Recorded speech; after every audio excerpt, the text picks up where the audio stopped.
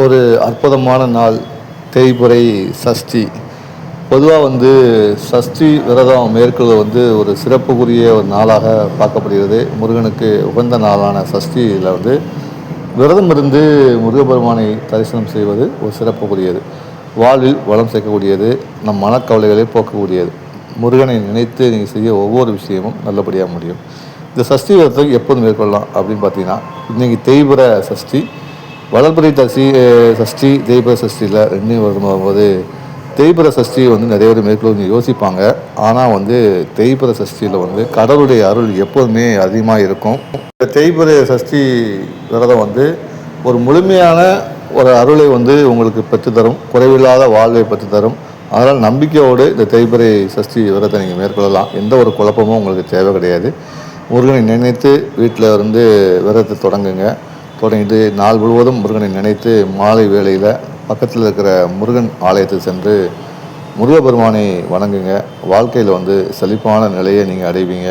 இதோ இந்த அழகான முருகனை பாருங்கள், எவ்வளோ மகிழ்ச்சியோடு இருக்கிற. இதே மகிழ்ச்சி உங்கள் குடும்பத்தில் நிலவும்.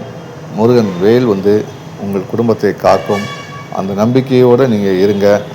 வடிவீரன் எப்போதும் உங்களுக்கு துணை இருப்பான் என்ற நம்பிக்கையோடு இருந்தீங்கன்னா கண்டிப்பாக வெற்றி கிடைக்கும். விரதம் மேற்கொள்வதே இறைவனை நினைப்பதற்கான்.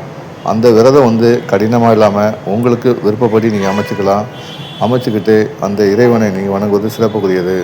கோயில் போயிட்டு வந்த பிறகு வீட்டுக்கு வந்த பிறகு வீட்டில் முருகன் படத்துக்கு முன்னால் தீபம் ஏற்றி வணங்குவது சிறப்பு. வணங்கிவிட்டு அப்புறம் குடும்பத்தோடு நம்ம வாழை இலை போட்டு விரதத்தை முடிச்சுக்கிடுங்க. வாழை இலை ஏன் போட்டு சாப்பிடணும்னு சொல்லணும்னா, ஒரு சுத்தமான இலையில் தண்ணீர் தெளித்து அதை இறைவனுக்கு அர்ப்பணம் செய்துவிட்டு நீங்கள் சாப்பிடும்போது அது உங்களுக்கு நல்ல ஒரு பலனை கொடுக்கும். ஒரு விரதத்தை முழுமையாக நிறைவு செய்வதற்கு இந்த வாழை இலை ரொம்ப முக்கியமான விஷயம்.